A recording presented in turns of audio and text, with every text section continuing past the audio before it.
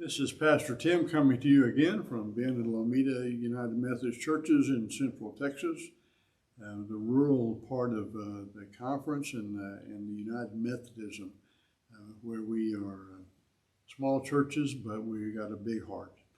We've been talking about the Bible, various things, great themes of the Bible, the books of the Bible, and now we're talking about stories of the Bible. Today we're going to talk about Abraham and Sarah. That's one of the classic stories about the beginning of the nation.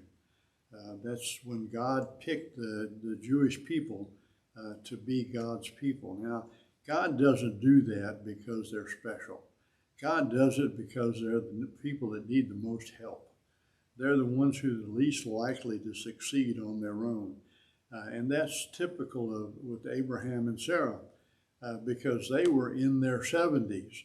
And they hadn't had any children. Now, in the ancient world, that meant that nobody was there to inherit their land or to take care of them in their old age. Your children were your Social Security, and they provided care for you. And if you didn't have any children, you were in bad shape and depended upon on your servants. And so God visits them and tells them that they're going to have a baby. They're going to be the parents of a great nation, which seems rather odd to Abraham and Sarah because they're way past the age of being able to conceive. But God says, don't worry about it, that's what's going to happen. But then it waits a long time and has to be affirmed a time or two as they're waiting because 70 turns into 90 and there's still no baby. And 3 strangers show up at their house, at their tent in the wilderness, because God has said, go and I'll tell you when you get there. So he leaves the land where he was and goes into the wilderness. So he's living out of a tent with all his family, with all the servants, with everything that he owns.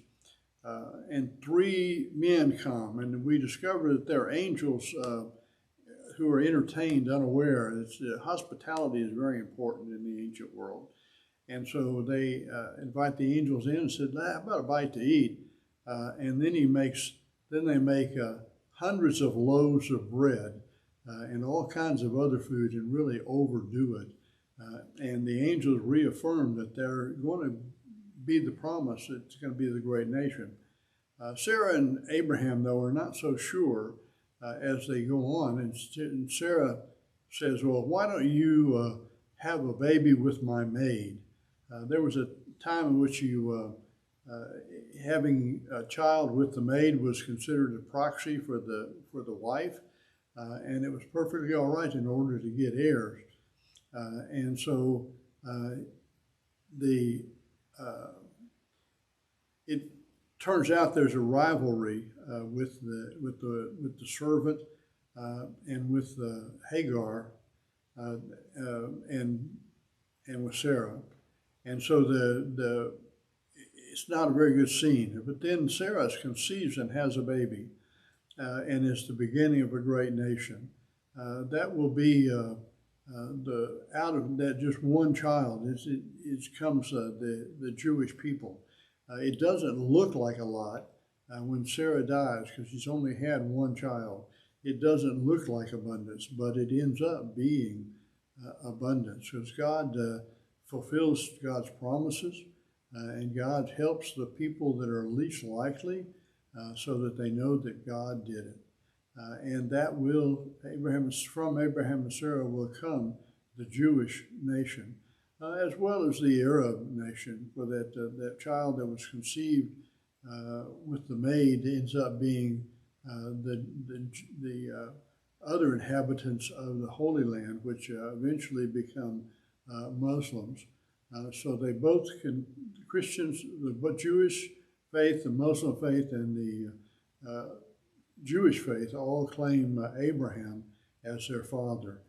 So when we fight, we're just cousins fighting. So it's all in the family. But God comes through in the end. I'll see you next time.